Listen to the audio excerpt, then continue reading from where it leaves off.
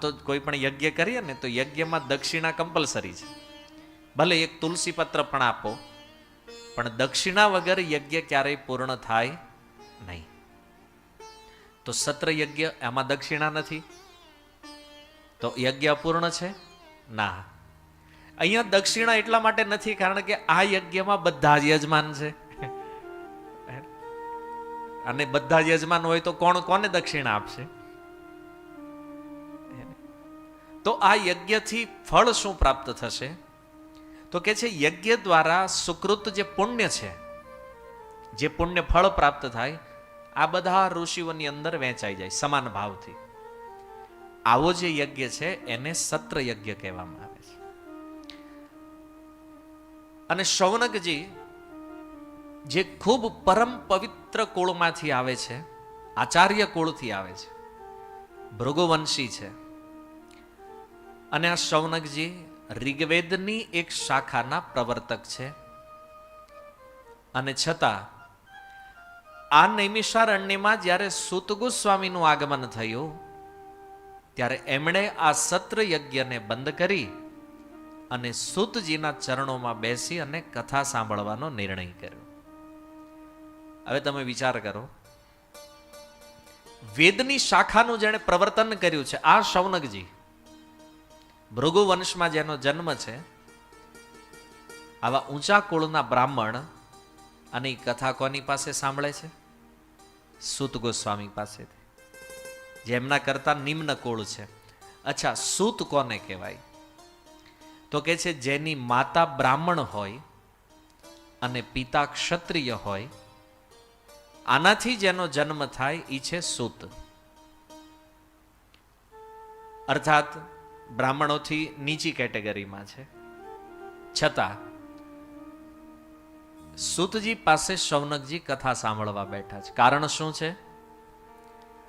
તો કહે છે જો જ્યારે આપણે કથા સાંભળવા માટે બેસીએ તો આપણી અંદર જે કાંઈ અભિમાન છે, આપણા પદનું, આપણી પોઝિશનનું, આપણે જે કાંઈ એચિવમેન્ટ કર્યું છે દુનિયામાં એનું, આ તમામ અભિમાનનો ત્યાગ કરી અને વ્યક્તિએ કથા સાંભળવા બેસવું જોઈએ. એટલે જ પહેલા નમઃ શબ્દ દ્વારા વ્યાસદેવે બધા અહંકારનો ત્યાગ કરાવી દીધો છે કે પ્રભુ હું કાંઈ નથી, હું કેવલ તમારો દાસ છું.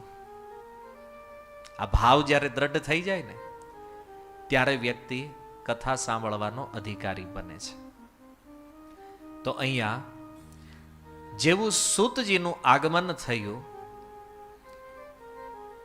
વ્યાસદેવ કહે છે નૈમિષે સુતમાસિનમ અભિવાદ્ય મહામતિમ કથામૃત રસાસ્વાદ કુશલ શૌનકો બ્રવીત.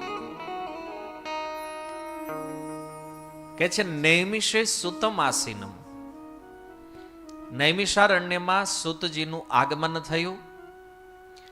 અને એ સૂતજીના વિષયમાં કહે છે એ કેવા છે? તો કહે છે મહામતિમ. સૂતજી મહામતી છે. અચ્છા, મહામતીનો અર્થ શું છે? મહાનો અર્થ છે મહાન, મતિ એટલે કે બુદ્ધિ. હવે એક પ્રશ્ન થાય, દુનિયામાં મહાન કોણ છે? ભગવાન. તો કે છે એ ભગવાનમાં જેની બુદ્ધિ સ્થિત છે, ભગવાનમાં જેની બુદ્ધિ લાગેલી છે, એવા વ્યક્તિને મહામતિમ કહેવામાં આવે છે, જે સૂતજી છે, જે આ કથાના વક્તા છે. અને બીજી લાઈનમાં શ્રોતાનો પરિચય આપે છે. શ્રોતા તો કે છે કથા અમૃત રસાસ્વાદ કુશલ, જે કથાના અમૃતને પાન કરવામાં એક્સપર્ટ છે, કુશળ છે. અર્થાત કથા સાંભળવામાં આળસ નથી. સાંભળવામાં એક્સપર્ટ કોણ છે? તો કે છે જેને સાંભળવામાં આળસ ન હોય. પહેલું એક લક્ષણ છે શ્રોતાનું. અચ્છા, અલસ થી આળસ શબ્દ આવ્યો છે. અને આનો એક સમાનાર્થી શબ્દ છે અરસ. અલસ અને અરસ સંસ્કૃત વ્યાકરણમાં કહે છે લ અને ર નો એક જ અર્થ થાય. તો અરસનો અર્થ શું છે? જેને સાંભળવામાં રસ નથી, તો આ શ્રોતા નથી. જો તમે કથામાં રસ નથી લેતા તો આળસ આવશે આવશે ને આવશે. એટલા માટે કીધું પીબત ભાગવતમ રસમાલયમ. રસિક બનો, પાન કરો આ કથાનું. કેવી રીતે? તો કે છે કાનથી. કળિયુગમાં અમૃત પીવામાં આવે છે કાન દ્વારા, અને અમૃત છે કથા. તો જેવી રીતે ભ્રમર ફૂલમાંથી રસ લેવા માટે એમાં એની કુશળતા છે, એક્સપર્ટ છે, એવી રીતે આપણે કથાને સાંભળવામાં એક્સપર્ટ હોવું જોઈએ. એને શૌનકજી છે, કથા અમૃત રસ આસ્વાદની અંદર એક્સપર્ટ છે. અને એટલા માટે જ્યારે સૂતજીએ આસન ગ્રહણ કર્યું અને શૌનકજી એમને પ્રશ્ન કરતા કહે છે, શ્રી શૌનક વાચ અજ્ઞાન ધાંત વિધ્વંસ કોટિ સૂર્ય સમપ્રભ સુતાખ્યા હિ કથા સારમ મમ કર્ણ રસાયણમ. કે છે હે સૂતજી, કથા સારમ, કથાનો સાર શું છે એ અમને સંભળાવો. પ્રશ્ન થાય રોગ શું છે? તો કે છે માયા, મોહ અને અજ્ઞાન. આ રોગ છે. અને આ ત્રણેયની નિવૃત્તિ જેણે કરવી છે, ત્રણેયથી મુક્ત થવું છે, એણે કાન દ્વારા આ ઔષધિને અંદર લેવી પડે છે. જ્યારે આ કથારૂપી અમૃત કોઈ પાન કરે તો માયા, મોહ અને અજ્ઞાનથી મુક્ત થાય છે.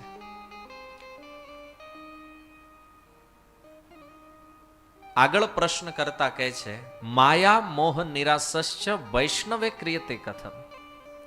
જે વૈષ્ણવ છે, ભગવાનના જે ભક્તો છે, આ માયાની નિવૃત્તિ માટે શું કરે છે? કારણ કે ભગવાનના ભક્તો પ્રાય માયાથી મુક્ત હોય છે. તો પછી આની મુક્તિનું કારણ શું છે? સૂતજી કહે છે એ પણ કથા છે. વૈષ્ણવો એટલે આદાથી મુક્ત છે કારણ કે નિત્ય નિરંતર કથયંતશ્ચ મામ નિત્યમ તુષ્યંતિ ચ રમંતી ચ. એ નિત્ય કથાઓમાં રમણ કરે છે. એટલા માટે માયાથી મુક્ત છે, મોહથી મુક્ત છે, અજ્ઞાનથી મુક્ત છે. અને કળિયુગની અંદર પ્રાય જીવ આસુરી સ્વભાવના થઈ ગયા છે. નાની નાની વાતો ઉપર લડાઈ કરે છે. જ્ઞાન તો છે નહીં, છતાં બહુ મોટા જ્ઞાની હોવાનો દેખાવ કરે છે. તો આ જે આસુરી ભાવવાળા જીવ છે, આની શુદ્ધિ કેવી રીતે થાય એનો ઉપાય બતાવો. અને અંતિમ પ્રશ્ન કરતા કહે છે, કૃષ્ણ પ્રાપ્તિ કરમ શશ્વત સાધનમ તદ્વદ અધુના. ભગવાન કૃષ્ણની શાશ્વત પ્રાપ્તિ કરાવી શકે આવું સાધન કયું છે? ભગવાન કૃષ્ણના દર્શન કેવી રીતે થાય? ભગવાન મળે કેવી રીતે? તો આ જેટલા પણ પ્રશ્નો અમે પૂછ્યા છે, હે સૂતજી કૃપા કરીને આનો ઉત્તર આપો. સૂત ગોસ્વામી કહે છે કે શૌનકજી, આ જેટલા પ્રશ્નો તમે પૂછ્યા છે, આ બધા પ્રશ્નોનો એક જ ઉત્તર છે, ભગવાનની કથા. વારંવાર સાંભળો આ કથાને. વારંવાર કથાના શ્રવણથી આ બધા પ્રશ્નોનું સોલ્યુશન આવી જાય છે. ઘણીવાર લોકોના મનમાં એવો ભાવ થાય કે અમે તો એકવાર ભાગવત સાંભળી લીધું છે, 7 દિવસ કથા સાંભળી લીધી, તો હવે પાછી કથા શા માટે સાંભળીએ ભાઈ? જો એકવાર કથા સાંભળ્યા પછી એમ થાય કે હવે મારે સાંભળવાની જરૂર નથી, એનો અર્થ કે કથા તમે સાંભળી જ નથી, અથવા કથા તમારી અંદર એક શબ્દ પણ આવી નથી. કથા સાંભળ્યા પછી એમ થાય કે ઓર વધારે સાંભળવી છે, તો સમજવું કે તમે કથાના અસલી શ્રોતા છો. માની લો તમે જમવા માટે જાઓ અને કોઈ એક સ્વીટ તમે લીધી, એક બટકો ખાધો ને એમ થયું બસ ઓકે, છતાં સમુદ્ર ક્યારેય ફૂલ થતો, સમુદ્ર ક્યારેય એવું નથી કહેતો કે હવે બસ બહુ પાણી આવી ગયું રહેવા દો. વિશ્વની જેટલી પણ નદીઓ છે સમુદ્રમાં મળે છે, છતાં સમુદ્ર ક્યારેય ઓવરફ્લો થતો નથી. એમ કાન જે છે ને એને સમુદ્ર બનાવી દો, અને કથા જે છે એ નદીના સમાન છે. એને હંમેશા આવતી જ રહે, આવતી જ રહે, પણ ક્યારેય આપણું ચિત્ત, આપણું મન આનાથી તૃપ્ત નહીં થાય. નિત્ય નિરંતર આ કથા શ્રવણ થતી રહેશે. સુત ગોસ્વામી કહે છે કે શૌનકજી, ભગવાન પ્રતિ તમારી અંદર પ્રેમ છે, અને એટલા માટે એતસ્માત અપરમ કિંચિત મન શુદ્ધ્યેત ન વિદ્યતે.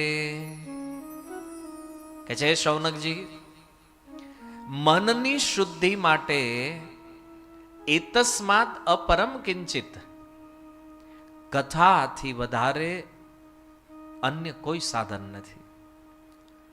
જો આપણે હરેક વસ્તુઓમાં શુદ્ધિનો વિચાર કરીએ છીએ,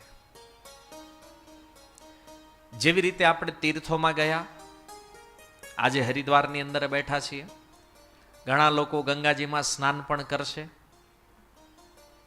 તો ગંગા સ્નાન કરવાથી શરીર તો શુદ્ધ થશે, પણ મન શુદ્ધ થતું નથી. અને ઘણા બધા સાધનો છે જેના કરવાથી શરીરની શુદ્ધિ થાય, પણ મન શુદ્ધ નથી થતું. મંદિરની અંદર ગયા, ભગવાનના દર્શન કર્યા, શરીર તો પવિત્ર થયું, પણ મન પવિત્ર થતું નથી. દાન કર્યું, પુણ્ય કર્યું, જેના કારણે ધન પવિત્ર થયું, પણ મન પવિત્ર થતું નથી. જો આ સમસ્યા મંદિરોમાં પણ રહે છે. વ્યક્તિ મંદિરે તો જાય, મંદિરે જાય ત્યારે મનમાં ભાવ એ હોય કે મારે ભગવાનના દર્શન કરવા છે, ભજન કરવું છે, પણ મંદિરોની અંદર જઈને ત્યાં પણ પૂજારી મને હાર પહેરાવે, અને પછી હાર પહેરીને આમ છાતી ચોડી કરી નીકળે બહાર, લોકોને બતાવ હું મોટો ભગત છું. આવું થાય ને, આપણને એક અભિમાન એવું રહે કે નહીં, મંદિરોમાં બધા મને જોવે, અને જો પૂજારીએ કોઈને હાર નો આપ્યો, મને આપ્યો, એમાં પણ એક અહમ આવે, હું શ્રેષ્ઠ છું, હું સૌથી સારો ભક્ત છું, હું સૌથી મોટો છું. આને પુષ્ટ કરવા માટે હંમેશા બીજા ભક્તોની ઉપર પોતાનો અહંકાર થોપતા રહે. મંદિરોમાં પણ આ જોવામાં આવે છે. એટલા માટે કે ભગવાનનું ચરણામૃત લઈ લે, ભગવાનની માળાઓ પહેરે,